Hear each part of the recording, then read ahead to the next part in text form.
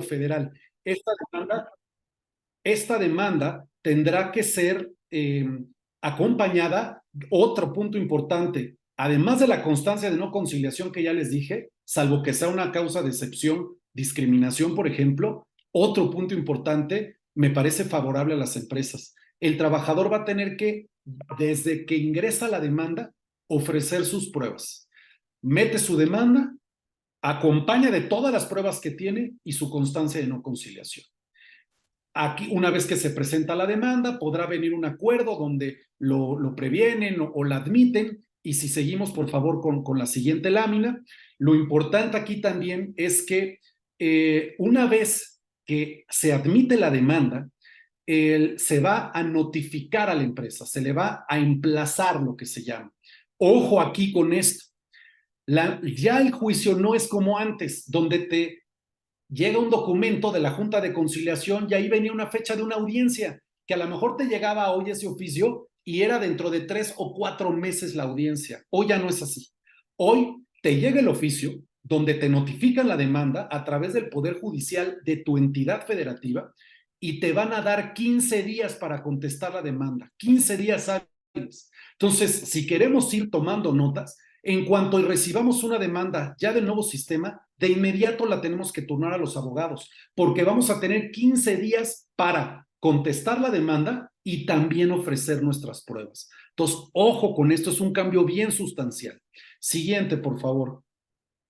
Se le da conocimiento al trabajador de la contestación que nosotros hicimos de la demanda y le van a dar 8 días para que diga, oye, pues mira, la empresa que estás demandando ya dice que no te despidió, que tú renunciaste, ya ofreció estas pruebas, ahí están tus recibos de pago, la renuncia, etcétera. Le van a dar 8 días. Esta primera parte del juicio es lo que se llama como la fase escrita. Aquí, si se fijan, no hay audiencia.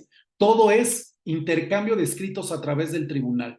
Y posteriormente se le dan 5 días a la empresa para que manifieste sobre lo que el trabajador dijo respecto de mi contestación. Agotada esta fase, que es lo que se llama la fase escrita, se pasa dentro del procedimiento a la llamada fase oral. Si continuamos con la presentación, de favor, el nuevo sistema únicamente contempla la existencia de 2 audiencias, la audiencia preliminar y la audiencia de juicio. La audiencia preliminar, esta foto que ven es de un tribunal laboral federal, es real, así son ya los tribunales laborales. Esta primera audiencia preliminar, lo único que el juez va a hacer es lo que ven en su lámina del lado derecho. Establece qué hechos son los que están controvertidos, tú dices que te despidieron, tú dices que no lo despediste, ese es un hecho controvertido. Tú dices que ganaba 100,000 pesos, tú dices que ganaba 1,000, ese es un hecho controvertido. Tú dices que entraste en el 2007, la empresa dice que sí, ese no es un hecho controvertido, esto queda fuera. Tú ofreciste, empresa, todas estas pruebas, tu trabajador ofreciste estas y el juez va a admitir y a pronunciarse sobre qué pruebas admite, qué pruebas no admite. Y en ese momento nos va a citar para la siguiente audiencia, que es donde se acaba el juicio. En esa audiencia, que es la de juicio, si seguimos por favor con la presentación, en esta audiencia, que generalmente son audiencias largas, se van a desahogar todas las pruebas. Si ofreció testigos el trabajador y la empresa, ese día declaran los testigos de la empresa y del trabajador. Si se ofreció una prueba de un perito, ¿no? Para efectos de que el perito determine si es o no la firma, ese mismo día el perito va a rendir su dictamen. Si se ofreció la declaración del trabajador, ese día se van a desahogar todas las pruebas. Y miren, algo que es muy relevante en este nuevo sistema. La ley dice que al concluir la audiencia de juicio, el juez en ese acto debe de pronunciar su sentencia.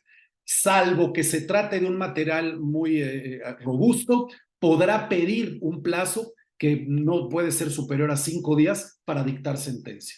Los juicios laborales ahora, de principio a fin, están estimados en resolverse en 6 meses. Y sí está sucediendo. Sí estamos teniendo juicios donde 7 meses, 7 meses y medio, 5 se están resolviendo. El promedio de resolución de juicios a nivel nacional está siendo de 6.5 meses. ¿Se dan cuenta del cambio total de modelo? Seguimos, por favor, ya para enfilarnos con el cierre, ¿no? Aquí vengo viendo el tiempo, Jorge, me quedan 4 minutos según aquí mis cuentas y vamos a tratar de irnos enfilando ya al cierre. Esta es la audiencia de juicio que les había comentado, ahí se desahogan todas las pruebas, esta es otra sala de juicios orales, ¿no? Todas las audiencias las va a presidir el juez. Ahora el juez va a poder libremente interrogar al trabajador, al representante legal de la empresa, al de recursos humanos. Uno de los principales cambios de este procedimiento es que el juez va a tener todas las facultades para llegar a la verdad de lo que sucedió. Si la empresa sí despidió al trabajador y va tratando de simular que no, que renunció y sacan una hoja en blanco que les firmó, yo no sugiero que vayan a estos juicios porque la verdad va a salir. El juez tiene tantas facultades como incluso determinar si a él no le queda clara la verdad fáctica de lo sucedido, él ordenar la práctica de pruebas que las partes no hayan ofrecido, para que nos demos cuenta de hasta dónde puede llegar este nuevo procedimiento. Siguiente, por favor. Una vez que concluye el juicio, se dicta una sentencia y para que también lo tengamos identificado, no es para que se preocupen, es para que reflexionemos que en el nuevo sistema no es como en las juntas, no gana el que mejor cuenta su mentira, como en las juntas, me da pena decirlo, pero así era. En los tribunales, por lo general va a ganar el que vaya con la verdad por delante. Si el trabajador dice que lo despedimos y nadie lo despidió, sino que él abandonó el trabajo, el juicio seguramente bien llevado lo va a perder.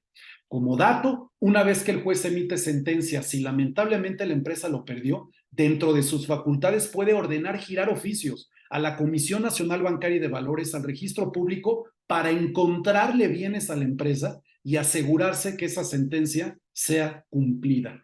Y esto antes tampoco existía en las juntas. Siguiente, por favor. Tribunales laborales, ya dije dónde están los centros de conciliación. Bueno, en la Ciudad de México, los tribunales laborales están en un inmueble que está en Fray Servando Teresa de Mier. Si tu empresa está en la Ciudad de México y es de competencia local. Si tu empresa está en el Estado de México y es de competencia local, tenemos tribunales en Toluca, Naucalpan, Tlalnepantla, Nezahualcóyotl y Teotihuacán. Siguiente, por favor. Si tu empresa es de carácter o de competencia federal, los tribunales laborales federales están pues en el sur, están en la carretera Picacho a Jusco. Y si tu empresa está en el Estado de México, no en la Ciudad de México, los tribunales laborales federales hay unos en Naucalpan y hay otros en Toluca. Siguiente, por favor.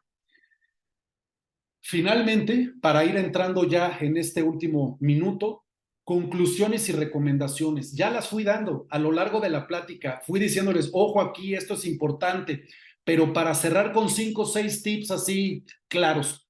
Uno, mi primera recomendación para ti como empresario o como responsable de recursos humanos o como abogado. Hay que familiarizarse y tener conocimiento todas estas áreas que administran el capital humano de lo que es el nuevo modelo laboral y cómo está trabajando en las entidades.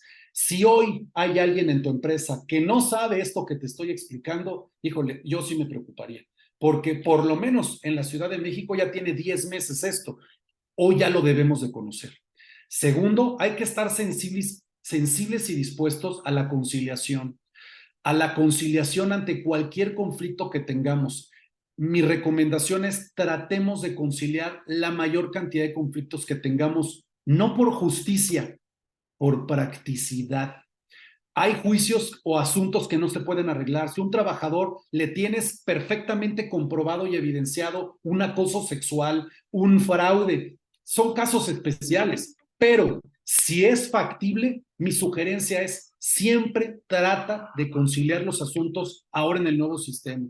Ante un eventual conflicto, es importante que tus asesores internos o externos, ya sea en la fase de conciliación prejudicial o de los tribunales, cuenten con los conocimientos, habilidades y experiencia en el nuevo sistema. Ya son juicios orales. Hay abogados, sin hablar mal de nadie, que pueden tener 50 años de experiencia en derecho laboral, pero experiencia en derecho laboral en el nuevo sistema no se pueden tener más de 2 años y fracción de experiencia. Ese abogado que acumula años y décadas de experiencia hoy en el nuevo sistema puede perder un juicio. Hay que cambiarse el chip, hay que apostar a la conciliación, pero no la conciliación prejudicial. Desde tu empresa, cuando tienes el conflicto, tratemos ahí de llegar a una conciliación, la llamada extrajudicial o la prejudicial en los centros de conciliación o la intrajudicial en los juicios. Estando en el juicio, también nos podemos arreglar. Siguiente, por favor. El compliance laboral, el compliance es el cumplimiento. Cumplimiento de nuestras obligaciones. Hay que tener perfectamente identificado cuáles son nuestras obligaciones y miren que de unos años para acá hay nuevas obligaciones. Está el teletrabajo, está el tema de la subcontratación. Hay que cumplir para cuando lleguemos a juicio o una conciliación prejudicial, llevemos manera de poder o negociar o ganar el juicio. Hay que fortalecer a las áreas de recursos humanos o capital humano, permitiéndole incorporar estos nuevos cambios y capacitándoles. Hay que estar pendiente de las reformas por salir. Vienen nuevas reformas, está lo de la reducción de la jornada, los permisos de paternidad, el aguinaldo ahora lo quieren llevar de 30 días. Hoy las áreas de capital humano y de relaciones laborales tienen que estar muy empapadas de todos los cambios laborales que hay. Hay que fomentar el trabajo digno en los centros de trabajo y la ley lo define como aquel en que se respeta plenamente la dignidad humana del trabajador. Y con esto, si le damos a la siguiente, me parece que ya no dejo nada inconcluso. Con esto, pues en poquito más de 50 minutos, estimado Jorge, Belén, amigos, que los más de 80 que me hicieron favor de acompañar con su presencia, tienen los highlights de todo lo que es el nuevo sistema de justicia laboral, en qué tienen que poner atención, cuáles son los principales cambios y aquí les dejo todas nuestras redes sociales. Si quieres estar enterado de estos cambios, las reformas, hay que también saber ver en dónde las estamos leyendo. Ahí les dejamos los medios de contacto del despacho. Espero, a pesar de del poco tiempo que se tiene programado para el webinar por respeto a sus agendas, haya quedado claro y sobre todo se lleven algo de este webinar. Les agradezco mucho el tiempo, la atención. Jorge, Belén, quedo dispuesto de ustedes para alguna duda si es que todavía tenemos tiempo. Claro, nada más comentarle a tu audiencia que, bueno, a nosotros nos gusta, tenemos la fortuna de que nuestros webinars, también igual que este rompió récord, pero sí se conecta mucha gente. Nos gusta hacerlo de 1 hora, mi estimado Miguel, esa es la razón, ¿no? Pero la verdad, debido a que ha sido un webinar súper solicitado y que la gente se registró, pues ojalá nos aceptes otra invitación. Si se puede del mismo tema, sería genial, ¿no? Complementando con los otros 2 puntos que quedaron pendientes para, tal vez complementamos un poco esa parte. Y si no, pues, digo, ahora sí que estamos a tu disposición y ojalá se pueda, ¿no? Con mucho gusto. Ojalá lo aceptes. Cuentan conmigo. Iniciamos las preguntas. María Belén, ¿quieres que lo haces? ¿Me ayudas, Sí. por favor? Sí, empezamos con las preguntas. Pregunta Pedro Hernández, ¿cuál es la diferencia entre el Tribunal Federal y Estatal? Ok, ¿quién, perdón? ¿Belén? Fer Hernández. Fer. Fer, lo comenté a lo largo de la plática, pero la diferencia entre un tribunal laboral federal y estatal o local es justo la que les expliqué respecto de el catálogo que viene en la Constitución y en la Ley Federal del Trabajo. En materia laboral, la ley y la Constitución establecen qué empresas son de competencia federal. Di algunos ejemplos: minería, hidrocarburos, alimentos, química. Todas estas empresas tienen que dirimir sus conflictos en los tribunales laborales federales. El tribunal local laboral o estatal local va a ser lo mismo, lo único es que mi empresa no es de ese catálogo de industrias, de giros de competencia federal que así vienen establecidos en la ley. Entonces, si yo no caigo en ese catálogo, reitero, lo puedes encontrar en el artículo 527 de la Ley Federal del Trabajo, te va a venir todo el catálogo de industrias, todas esas van a los tribunales laborales federales, las demás por exclusión van a los tribunales locales estatales. Gracias. También Fer Hernández comenta que hay una megaconstrucción de tribunales laborales en Cuautitlán Izcalli, en Lago de Guadalupe. ¿En este qué se resuelve? Sí, nada, hasta el momento nada. Como comenté, las sedes de los tribunales laborales locales en el Estado de México son las que les di. Sin embargo, derivado de la gran cantidad de trabajo y de juicios que se están acumulando en el Estado de México, se van a abrir nuevos tribunales y van a estar precisamente en Cuautitlán. Esos inmuebles que estás viendo van a ser nuevas sedes de los tribunales estatales laborales en el Estado de México, ahora también con sede en Cuautitlán. En lugar de 5 sedes, ahora va a haber 6. Ok, vamos con la pregunta de Fernando García. Dice, ¿en dónde se encuentran los nuevos tribunales? Eso ya lo Sí, pues es lo mismo. comentamos. Ahora Daniela Díaz dice, ¿hay algún caso en que el trabajador esté exento de ir a la conciliación y se pueda ir directo al juicio? Sí, correcto, Daniela. Artículo 685 ter de la Ley Federal del Trabajo, que fue esa lámina que comenté, ejemplos, casos de discriminación, cualquier tipo de discriminación. Ejemplo, una trabajadora se dice despedida y está embarazada. Si ella hace valer que su despido fue por su embarazo, es un caso de discriminación. Ella puede ir directo al tribunal. Lo único es que tiene que hacer valer que está en una causa de excepción y el tribunal, el juez, va a revisar y si encuentra no pruebas, dice la ley, algún indicio de que hubo discriminación, le va a admitir la demanda y no va a pasar por el procedimiento de conciliación. Gracias, Miguel. Ahora María Yaneli dice, ¿se puede alargar la conciliación más de 45 días? No, por mandato de ley está prohibido precisamente para no alargar los procedimientos. Los juicios laborales para quienes han tenido esta experiencia, en promedio en las juntas se estaban tomando 4 años y medio en resolver. Fíjense, 4 años y medio en saber si tengo o no la razón, si sí despedió o no al trabajador. Hoy la idea es hacer el procedimiento sumario, 45 días de conciliación, no te arreglaste, toma, aquí está y vete al tribunal a demandar. Te arreglaste dentro de los 45 días. Si no te arreglaste, se va al tribunal y el tribunal, reitero, en promedio el nuevo procedimiento está tomando 6 meses y medio para tener la sentencia en la mano. Ok, ahora la pregunta de Pedro Carta es, ¿qué opción tenemos si no queremos relación con sindicatos de protección? Bueno, esta es una pregunta que con mucho gusto puedo contestar. No es materia del webinar, ¿no? Porque no es parte de los juicios orales, pero te diría que los sindicatos, la pregunta dice sindicatos de protección. Bueno, con base en la reforma, ya los sindicatos de protección no existen. No hay forma de tener un sindicato de protección porque todos los contratos colectivos deben de ir respaldados por la aprobación mayoritaria de los trabajadores en la fuente de trabajo. Los contratos de protección eran contratos de papel donde el trabajador no sabía de la existencia de ese contrato colectivo y simplemente se celebraba para evitar que fuéramos extorsionados por algún sindicato y mejor firmamos un contrato con un sindicato conocido de protección. Esos, con motivo de la reforma que acabo de explicar en su segundo eje, democracia sindical, ya no pueden existir. Por lo cual, ¿cómo le hago para no tener? Es que no la debes de tener. Si en tu empresa la mayoría de los trabajadores no quieren un sindicato o un contrato colectivo, basta con que así lo deseen para que ningún sindicato pueda obligarlos a firmar un contrato. Ok, ¿sigo con la Miguel, pregunta o Hugo vas a decir algo? tuve que levantar la mano para hacer mi pregunta. Adelante, por favor. Oye, Miguel, nada más para entender que, obvio, nosotros de este lado no somos abogados, pero sí conocemos más o menos el tema, ¿no?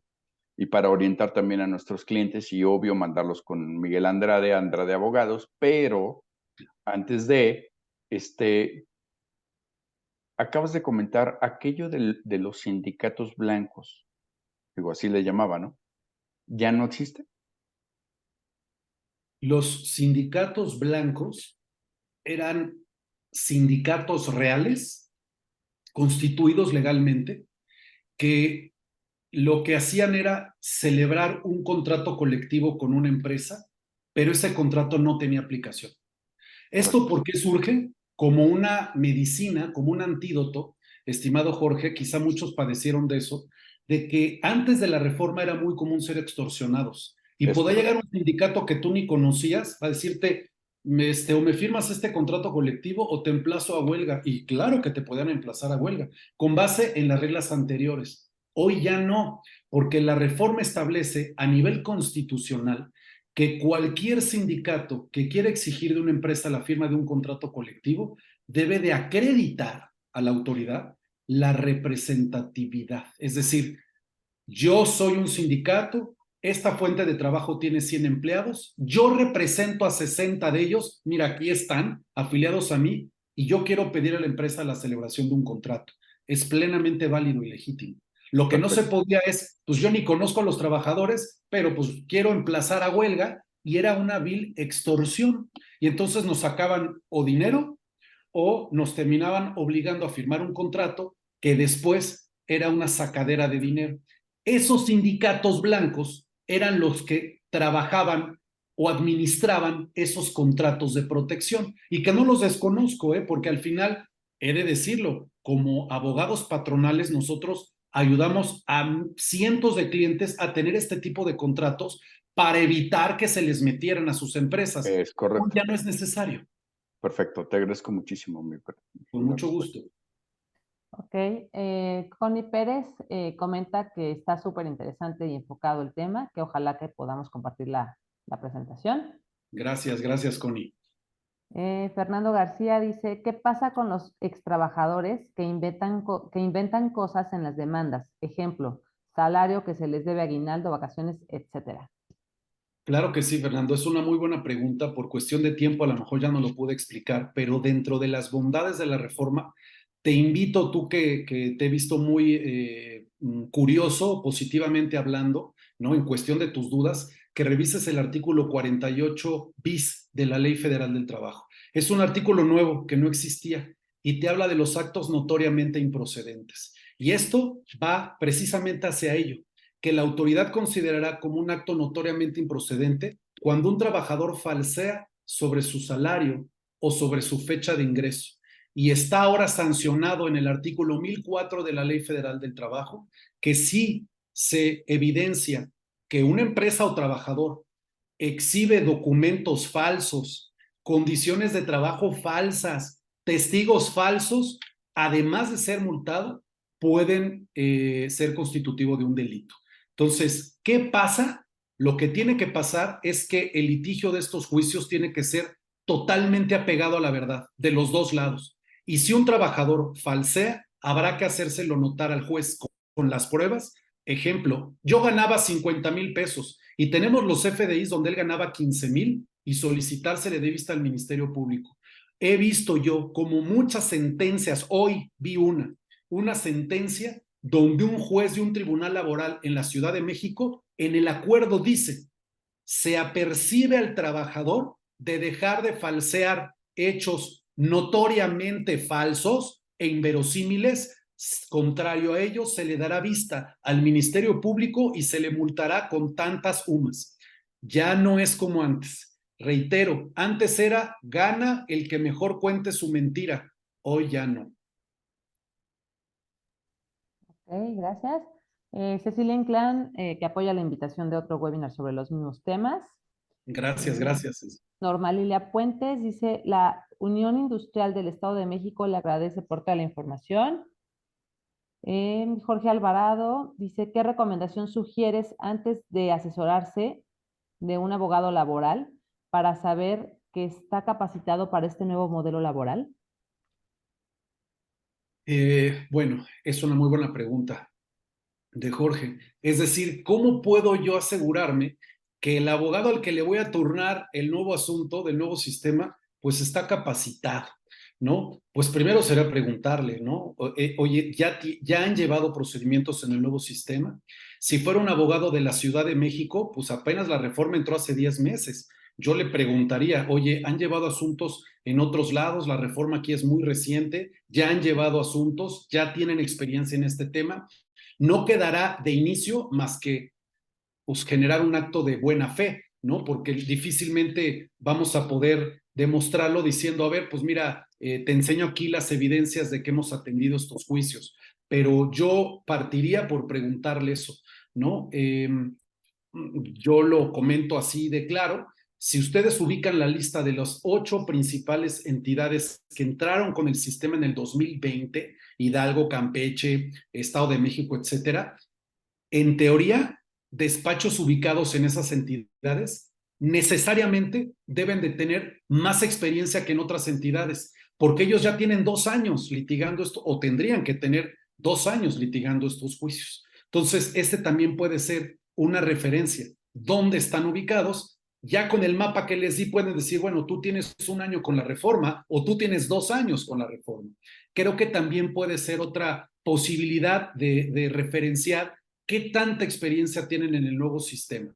Ahora, lo ideal también, digo, ya siendo muy estrictos, si ustedes tienen áreas legales internas, que el abogado interno entreviste al abogado laboral para medir también un poco el qué tanto conocimiento tiene del nuevo sistema.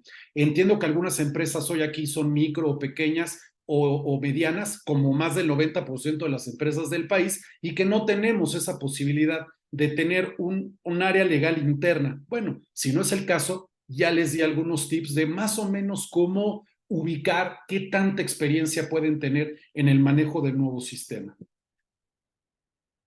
Ok, muchas gracias, Miguel. Otra pregunta, Janet Espinosa dice, una vez que el médico determina iniciar trámite ST4 por fibromialgia, tipo 3, ¿qué debemos hacer con el trabajador? Bueno, esta pregunta se sale aún más todavía del tema porque es en materia de seguridad social, el ST4 es en materia de enfermedades profesionales.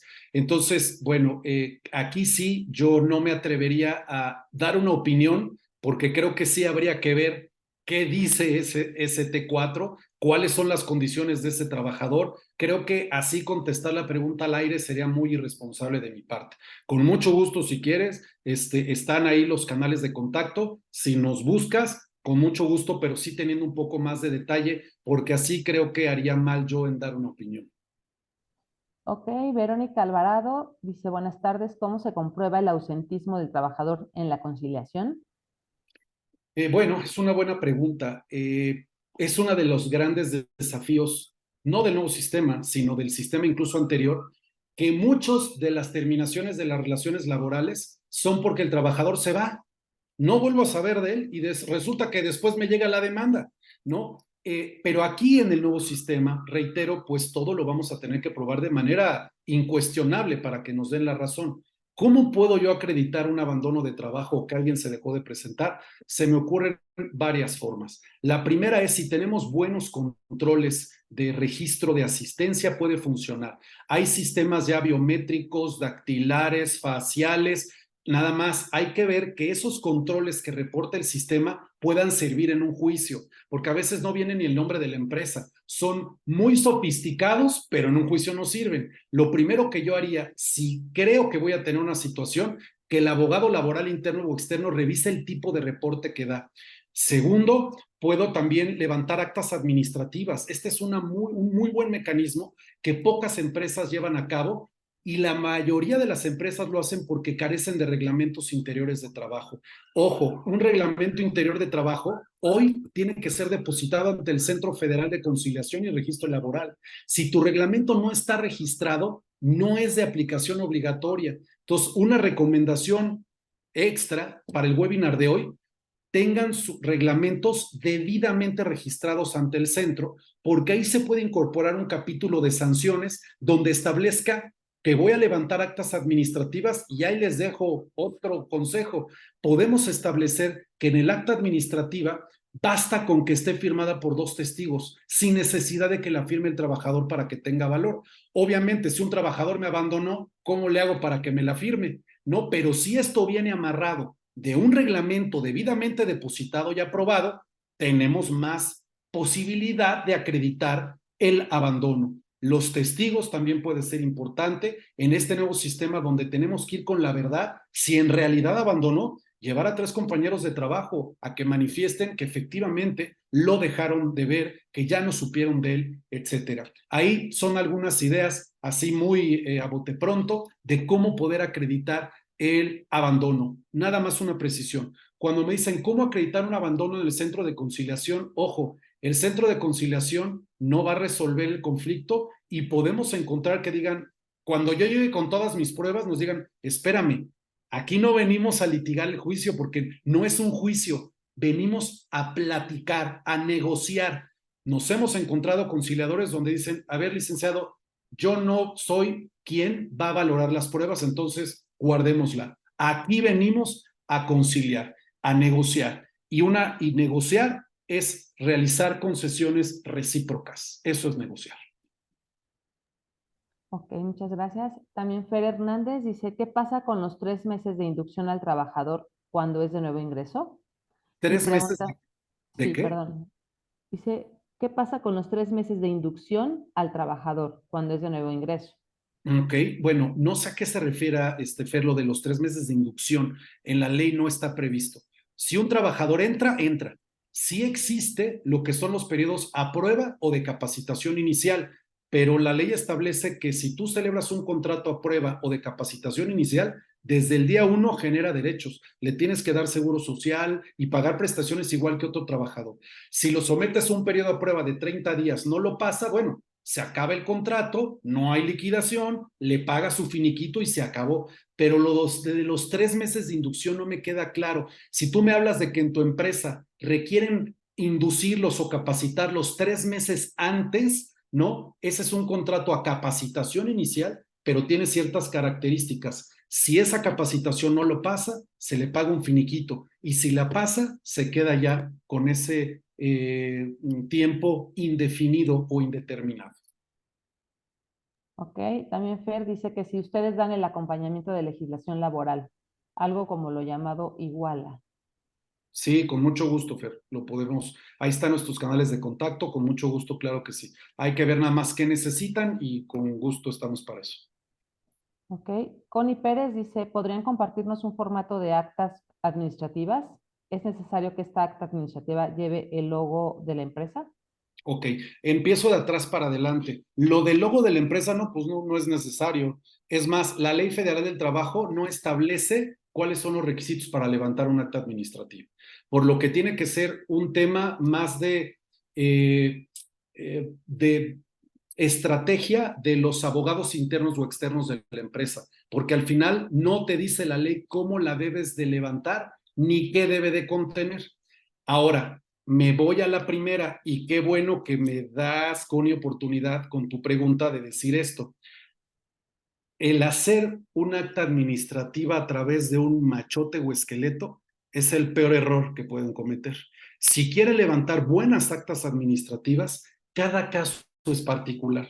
Entonces, un machote de acta administrativa, yo honestamente no lo recomiendo, no lo sugiero, porque como lo digo en estos cursos que damos luego para despidos injustificados, una buena redacción de acta administrativa, ahora en los nuevos procedimientos, puede ser una prueba plena para acreditar un despido justificado.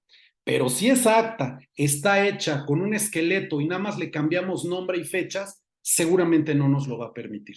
Entonces, si es constante que nos busquen, si no tienen un esqueleto, la respuesta siempre es la misma. Es preferible que le inviertan a la elaboración de un acta porque bien elaborada puede ser la prueba para demostrar que ese trabajador fue despedido justificadamente. Perdón, no es una falta de empatía ni de no querer apoyar a las empresas. Precisamente porque queremos evitarles problemas, es que no recomendamos que se usen machotes, que en Internet hay muchos, ¿no? Ya cada empresa decide si lo quiere bajar y aplicarlo, está muy bien, yo no lo recomiendo. Claro.